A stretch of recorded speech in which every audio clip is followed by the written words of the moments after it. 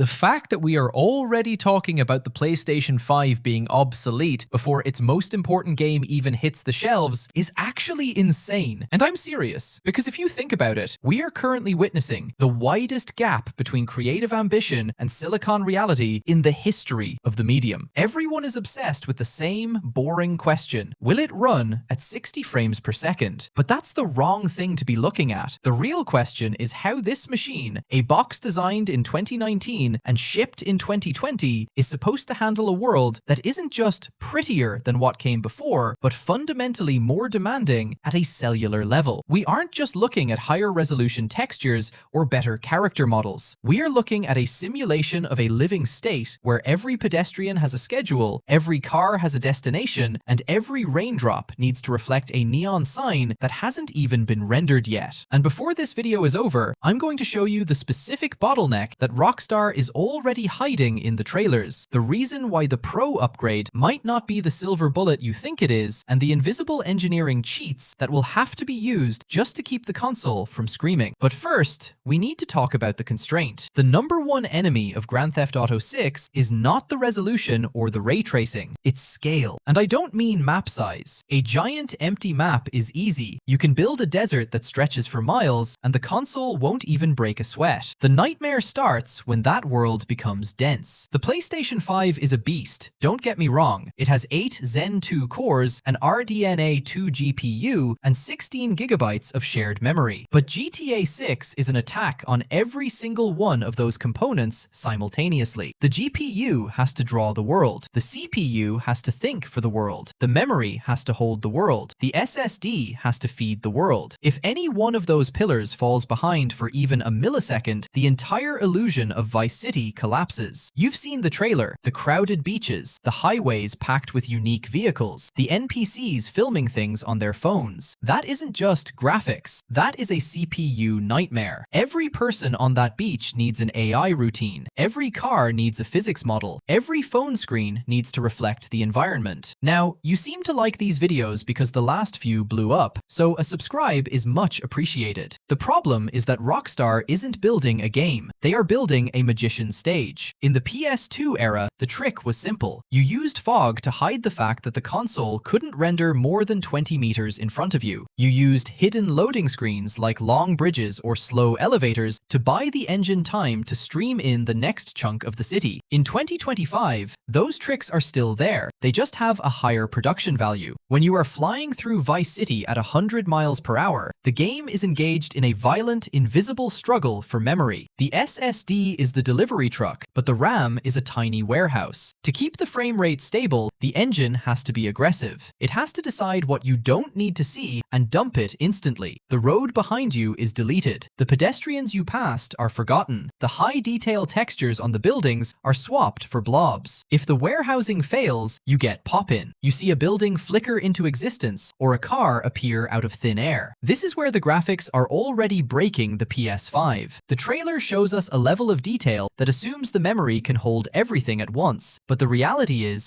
that the console will be swapping reality faster than the human eye can track. And this brings us to the quiet villain of this generation, AI upscaling. We are living in an era where native resolution is becoming a thing of the past. Modern studios have started using AI, like DLSS or FSR, as a load-bearing wall instead of a safety net. Instead of optimizing the code to run at a clean 4K, they render the game at 720p or 1080p and let an algorithm hallucinate the missing pixels. For GTA 6, this is the only way it survives on the base PS5. The lighting we saw, the way the sunset bounces off the wet asphalt and the neon glows through the humidity is incredibly expensive for a GPU. To afford that look, Rockstar will likely have to use aggressive reconstructed resolution. You aren't seeing the world, you are seeing an AI-generated haze designed to look like the world. This is also why the PS5 Pro exists, but it's a trap for the uninformed. The Pro has a better GPU and AI upscaling, but it uses the same bones as the base console. If the simulation, The AI and the physics is what's choking the CPU. A prettier image isn't going to fix the frame rate. You'll just have a sharper version of a 30 frames per second game. Ultimately, we are approaching a moment of reckoning. For decades, developers used ingenious hacks to make weak hardware feel infinite. But as we lean more on brute force and automated upscaling, we are losing the craft of optimization. We want a world that looks like a movie, plays like a sandbox,